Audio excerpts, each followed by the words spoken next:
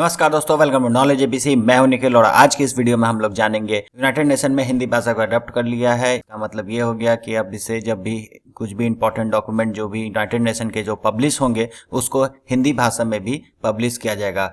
As a non official language Hindi भाषा को इसमें अडॉप्ट किया गया है। तो जानेंगे इस टॉपिक के बारे में और भी डिटेल में। तो चलिए शुरू करते हैं। देखिए, आगे बहुत सारे आर्टिकल भी पब्लिश हुए हैं, जैसे एनडीटीवी का आर्टिकल पब्लिश है, UN adopt resolution on multilingualism mention Hindi for the first time.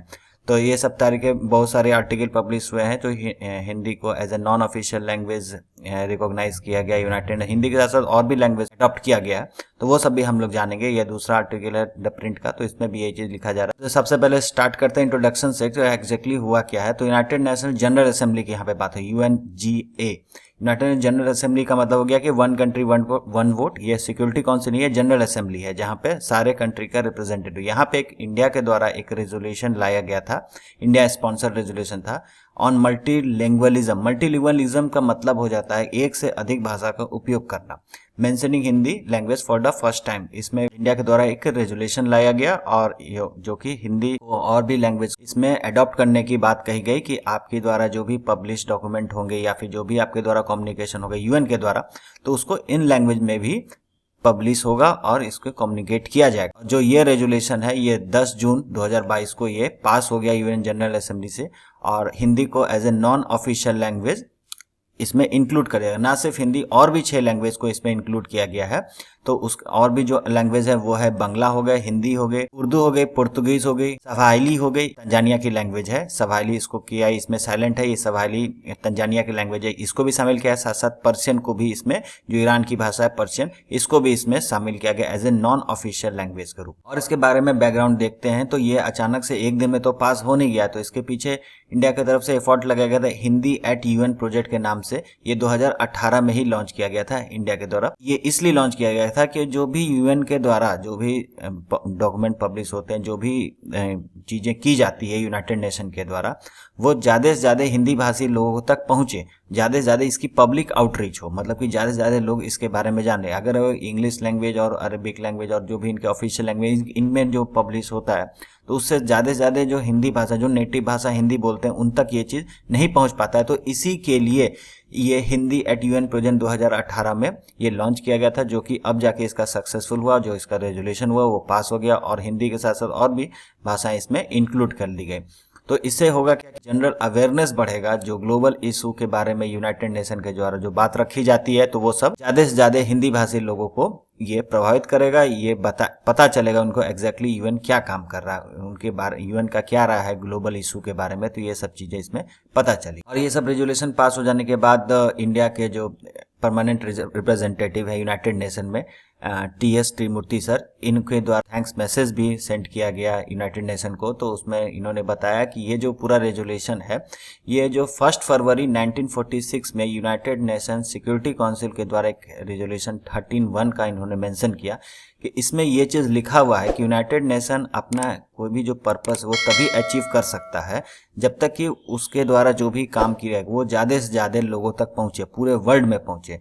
और इसका जो एम्स है, ऑब्जेक्टिव है, जो एक्टिविटीज जो यूएन के द्वारा होती है, वो सारी चीजें पूरे वर्ल्ड में ये चीज फैले, तभी यूएन सक्सेसफुल होगा। तो इसके साथ जो ये वीडियो मैसेज है वो भी मैं आपको सुनाना चाहता हूँ, ये आप देख सकते हैं। The resolution has a mention of Hindi language.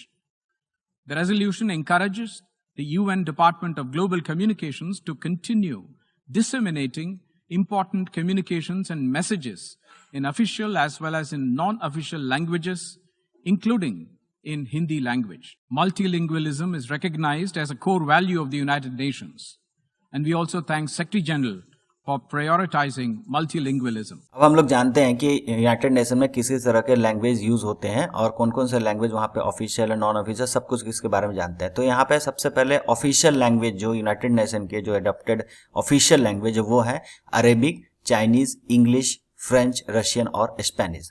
तो यहाँ पे तो यूनाइटेड नेशन के जो परमानेंट रिप्रेजेंटेटिव हैं, तो उनके द्वारा जो लैंग्वेज बोली जाती है तो वो तो इसमें इंक्लूड हो ही गई। तो जैसे कि आप देख सकते हैं यहाँ पे चाइनीज हो गई, चाइना है तो चाइनीज हो गया, इंग्लिश हो गया तो यूके यूएस दोनों हो गया, फ्रेंच है तो फ्रांस है तो फ्रेंच लैंग्वेज हो गया, रशिया है तो रशियन लैंग्वेज हो गया। अब बात आती है अरेबिक और स्पेनिश से। तो अरेबिक और स्पेनिश बहुत ज़्यादा कंट्रीज में बोली जाती हैं, तो इन लोग अपना सा ग्रुप बना के इसको भी ऐड करवा दिए। तो ये तो 6 ऑफिशियल लैंग्वेज यहाँ पे हो गई।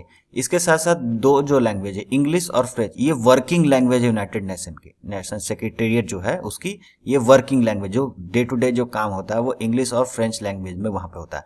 अब जाके जो रेजोल्यूशन पास हुआ है 10 तारीख को, इसमें नॉन ऑफिशियल लैंग्वेज भी इंक्लूड कर दिया गया, जिसमें कि हिंदी हो गई, बंगला हो गई, जैसे मैंने पहले बताया, उर्दू भी हो गई, पुर्तगीज भी हो गई, सिवाहिली हो गई, पर्शियन हो गई, ये सब डाल दिया गया इसमें। तो ये साउथ एशिया का जो मेजर पॉपुलेशन यहाँ पे, तो ये सब में अब डेप्थ बढ़ाने के लिए यूनाइटेड नेशन के द्वारा ये सब लैंग्वेज इंक्लूड किया गया है। और इसके द्वारा जो यूनाइटेड नेशन के जो भी डॉक्यूमेंट पब्लिश होगी, वो भी जो इंपॉर्टेंट चीजें पब्लिश होगी, तो वो सब इन लैंग्वेज में भी अब पब्लिश होगी। तो ये नॉन ऑफिशियल लैंग्वेज में। अब हम लोग जान लेते हैं नेटिव स्पीकर के आधार पे वर्ल्ड में कौन सी भाषाएं सबसे ज्यादा बोली जाती है और उसके बाद उसकी रैंकिंग क्या है। तो सबसे ज्यादा बोली जाने वाली भाषा वर्ल्ड में है चाइनीज मंदारिन।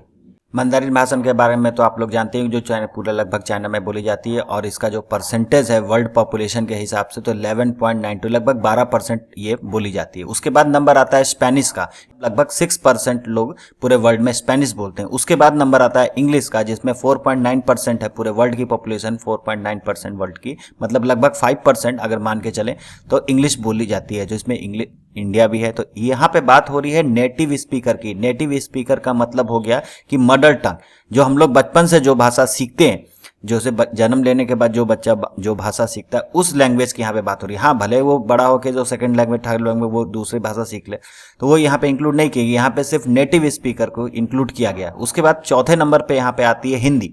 तो हिंदी का जो परसेंटेज है वो 4.4% लगभग है पूरे वर्ल्ड। तो यहाँ पे ये हिंदी जो है आपके वर्ल्ड में चौथे नंबर की भाषा है जो कि वर्ल्ड में बोली जाती है। अब हम लोग कुछ जान लेते हैं कि हिंदी स्पीकिंग कंट्रीज कौन कौन सी है। तो इंडिया तो है ही पूरी, उसके बाद नेपाल भी है, यूनाइटेड स्टेट्स में भी हिंदी बोली जाती है, कुछ परसेंटेज जो इंडियन पॉपुलेशन है वहाँ पे जो हिंदी बोलते हैं। उसके बाद मॉरिशस में भी है, फिजी में है, साउथ अफ्रीका में, सूरीनाम, युगांडा, ये सब जगह में भी हिंदी बोली जाती है। अब इसका हम लोग जान लेते हैं कि इससे बेनिफिट क्या होगा। ये जो रेजोल्यूशन पास हुआ, इसमें हिंदी को नॉन ऑफिशियल लैंग्वेज के रूप में ये जो इंक्लूड किया गया, तो इससे इंडिया को बेनिफिट क्या होगा। तो ये एक परमानेंट सीट जो इंडिया जो चाहता है यूनाइटेड नेशन सिक्योरिटी काउंसिल में, तो उसका एक रास्ता खुलता है। तो इसके द्वारा आप एक तरह का अपना वो जो प्रभाव है वो बढ़ा सकते हैं, और इसके साथ साथ जो अपना जो दावा है उसको भी बढ़ा सकते हैं। और ये जो है जो Hindi as a official language, अभी तो नॉन ऑफिशियल लैंग्वेज में हुआ है, तो Hindi as a official language में भी इंक्लूड करने के लिए एक रास्ता खुल जाता है। ऑफिशियल लैंग्वेज में घुसने के लिए हो जाता है कि आपको 2/3 मेजोरिटी चाहिए कंट्रीज का। तो 2/3 को अडॉप्ट करने के लिए तो हिंदी तो बहुत कम लिमिटेड देशों में बोली जाती है, तो लेकिन इंडिया के द्वारा बहुत सारे अदर कंट्रीज को भी सपोर्ट किया गया है, जैसे कि पुर्तगीज भाषा को भी सपोर्ट किया गया है, और भी जो उर्दू भाषा है वो सब समय बंगाली भाषा जो है उसको भी सपोर्ट किया गया है। तो ये जैसे ब्राजील में पुर्तगीज बोले जाते हैं, तो ये सब कंट्रीज का भी हमारा सपोर्ट रहेगा। अगर ऑफिशियल लैंग्वेज जब हम लोग को बनाना होगा तो इसमें ये सब कंट्रीज भी हमें सपोर्ट करेंगे, इसलिए इंडिया भी बाकी सब लैंग्वेज को भी सपोर्ट किया है। और thank you very much. Video आपको कैसा लगा? अगर अच्छा लगा तो लाइक, शेयर और सब्सक्राइब करना ना भूलें। मिलते हैं अगले वीडियो में।